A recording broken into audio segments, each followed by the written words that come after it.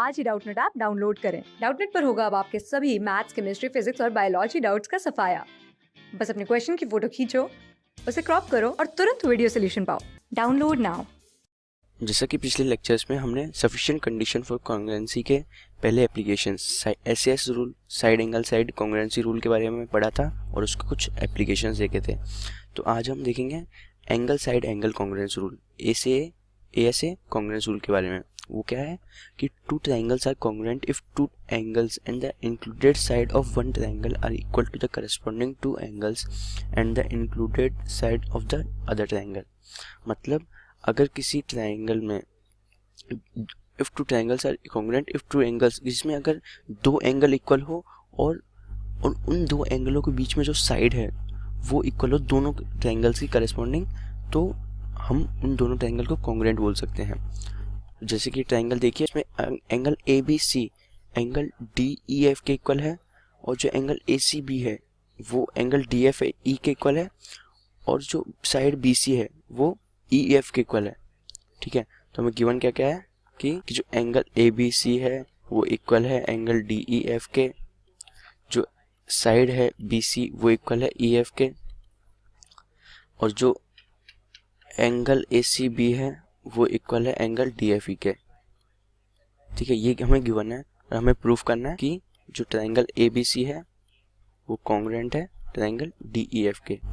ठीक है, अच्छा, तो हमने कॉन्ग्रुएंसी का अब तक कौन सा रूल पढ़ा है? हमने पढ़ा है SAS, side angle side rule. उसके लिए क्या नेसेसरी कंडीशन होती है कि दो साइड और उनके बीच में एक इंक्लूडेड एंगल इक्वल हो। तो यहाँ पे बी सी और ई एफ इक्वल है और एक एंगल भी इक्वल है ए बी सी और एंगल डी ई एफ। तो अगर हम ये प्रूफ कर दें कि जो ए बी है वो डी ई के इक्वल है, अगर हम ये प्रूफ कर दें तो हम एस के अकॉर्डिंग बोल सकते हैं कि ये दोनों ट्रायंगल क्या है, कॉन्ग्रुएंट है। ये दोनों ट्रायंगल कॉन्ग्रुएंट है, ये हम बोल सकते हैं। तो अच्छा, अब जो ए बी है, ए बी और डी ई के, तो हम तीनों के केस मान लेते हैं। जो ए बी और डी में पॉसिबिलिटी क्या होगी? तीन पॉसिबिलिटी होगी कि या तो ए बी डी ई के बराबर है, या डी ई ए बी से बड़ा है, या डी ई ए बी से छोटा है। ये तीन पॉसिबिलिटी हो सकती है। तो हम केस लेके सॉल्व करेंगे, तीनों कंडीशंस को हम देखते हैं तीनों केस में क्या होता है। तो हमारा पहला केस ले लेते हैं हमने, केस वन हमने मान लिया कि ए बी क्या है, डी ई के इक्वल है। तो देखिए, अब अगर ए बी डी ई के इक्वल है तो हम एस एस रूल का यूज करते हुए एस एस रूल डायरेक्टली कह सकते हैं कि जो ट्रायंगल है ए बी सी वो कॉन्ग्रुएंट है ट्रायंगल डी ई एफ के। ट्रायंगल ए बी सी है वो कॉन्ग्रुएंट है ट्रायंगल डी ई एफ के, क्योंकि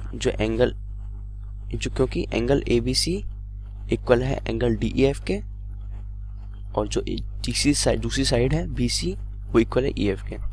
ठीक है, तो ये तो अगर फर्स्ट केस हो गया हमारा कि अगर ए बी और डी ई बराबर है तो कॉन्ग्रुएंट होंगे या नहीं, तो कॉन्ग्रुएंट यहाँ पे प्रूफ कर दिए। अब हम सेकंड केस ले लेते हैं कि जो ए बी है वो डी ई से बड़ा है, ए बी डी ई से बड़ा है। ठीक है, तो फिर जैसे कि आप डायग्राम में देख सकते हैं कि अगर A be greater than D E होगा तो हम डी ई को इतना एक्सटेंड कर देंगे, हमने डी ई को जी पॉइंट तक एक्सटेंड कर दिया, सच दैट जो ई जी है वो ए बी के इक्वल है। भाई जो ए बी है वो अगर डी ई से बड़ा है तो कुछ तो मतलब कुछ फिक्स लेंथ होगी कि इतना बड़ा है, तो उतनी ही लेंथ हमने डी को एक्सटेंड कर दिया जी तक, जिससे कि हमारा ई जी जो है यहाँ से ई से लेकर जी तक है वो ए से लेकर बी तक बराबर हो गया। ठीक है, ई जी इक्वल टू ए बी। ठीक है, तो ई जी इक्वल टू ए बी है, तो अब ई जी बी ई के बराबर ही है, तो हम triangle A B C and triangle G E F की बात कर लेते हैं। इन दोनों ट्रायंगल्स में क्या है? इन दोनों ट्रायंगल्स में जो बी सी साइड है वो इक्वल है ई एफ के, जो एंगल ए बी सी है वो इक्वल है एंगल जी ई एफ के, और जो ई जी है वो इक्वल है बी ए के। तो फिर हम क्या कह सकते हैं? एस ए एस प्रॉपर्टी का यूज करते हुए हम बोल सकते हैं कि triangle A B C congruent है ट्रायंगल जी ई एफ के। Triangle A B C congruent है ट्रायंगल जी ई एफ के। तो अगर ये दोनों कॉन्ग्रुएंट है तो इनके पूरे साइड्स और पूरे एंगल इक्वल होंगे। ट्रायंगल ए बी सी की और ट्रायंगल जी ई एफ की पूरी साइड्स और पूरे एंगल इक्वल होंगे। तो जो एंगल ए सी बी है वो किसके इक्वल होगा, एंगल जी एफ ई के भी इक्वल होगा, क्योंकि पूरे साइड में पूरे एंगल इक्वल है, ठीक है। लेकिन अब क्या बात आती है कि हमें गिवन है कि जो एंगल ए सी बी है, जो एंगल ए सी बी है वो तो डी एफ ई के बराबर है, और यहाँ पे हमारा आ रहा है कि एंगल जी एफ ई के बराबर है, ठीक है। तो हमें गिवन है कि एंगल ए सी बी है वो एंगल डी एफ ई के बराबर है। तो हम ये दोनों इक्वेशंस को यूज़ करते हुए क्या लिख सकते हैं कि जो एंगल डी एफ ई है वो एंगल जी एफ ई के बराबर है। अच्छा, तो हम अब डायग्राम पे ध्यान देते हैं। तो इसमें कह रहा है कि जो ये वाला एंगल है डी एफ ई, यही एंगल जी एफ ई के भी बराबर है। तो इसका मतलब क्या हुआ कि जो D and G are same points, ये दोनों सेम पॉइंट्स है। तो अब D and G are same points है, तो हमें यहाँ पे हमने क्या माना था, जो EG है वो BE के इक्वल है। तो यहाँ पे हम क्या लिख सकते हैं, ED है वो BA के इक्वल है, CD है वो भी EF के FE के इक्वल है, और एक जो एंगल है एंगल ABC वो भी इक्वल है किसके, एंगल DEF के। तो हम दोबारा SAS प्रॉपर्टी का यूज लेते हुए, क्योंकि दो साइड और उनके बीच का एक एंगल इक्वल है, तो SAS प्रॉपर्टी का यूज लेते हुए क्या कह सकते हैं कि जो ट्रायंगल है ABC वो कॉन्ग्रुएंट है ट्रायंगल DEF के।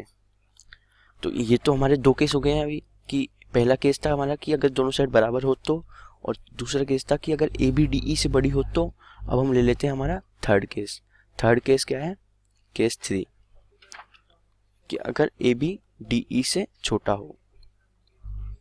तो जैसे कि आप डायग्राम में देख सकते हैं, मैंने DE पर एक पॉइंट लिया है, ये G पॉइंट, ठीक है। और G पॉइंट इस तरह से लिया है क्योंकि AB DE से छोटा है, मतलब DE है वो AB से बड़ा है, तो DE का कुछ पार्ट तो AB के बराबर होगा ना।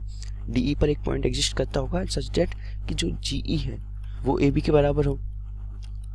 तो जैसे कि हमने पिछले केस में किया था, अभी भी वैसे ही करेंगे कि हम ट्रायंगल पे सबसे पहले ले लेते हैं triangle ABC and triangle GEF। तो इन दोनों ट्रायंगल्स में GE इक्वल है AB के, और एंगल ABC इक्वल है एंगल GEF के, और जो BC है वो EF के इक्वल है। तो हम इन दोनों ट्रायंगल्स को क्या बोल सकते हैं, कॉन्ग्रुएंट। और ये दोनों ट्रायंगल अगर कॉन्ग्रुएंट है तो फिर जो एंगल ACB है वो एंगल इक्वल होगा एंगल GFE के। पर हमें गिवन क्या है, हमें गिवन है कि जो एंगल ACB है वो इक्वल है एंगल DFE के। तो इनडायरेक्टली इन दोनों इक्वेशन फर्स्ट और इक्वेशन सेकंड से हम क्या बोल सकते हैं कि जो एंगल DFE है वो इक्वल है एंगल GFE के। और अगर ऐसा है तो इसका साफ साफ मतलब क्या आ रहा है, और ऐसा है तो इसका साफ साफ मतलब क्या आ रहा है कि D and G are same points. तो इस केस के लिए भी हमारे ये पॉइंट्स दोनों सेम आ गए हैं, और क्योंकि D and G are same points और हमें देख क्या रखा था, हमने माना गया था GE है वो AB के बराबर है। तो अब हम क्या लिख सकते हैं कि जो DE है वो भी क्या है, AB के बराबर है, और DE AB के बराबर है, और एंगल ABC एंगल DEF के इक्वल है, और जो BC है वो EF के इक्वल है।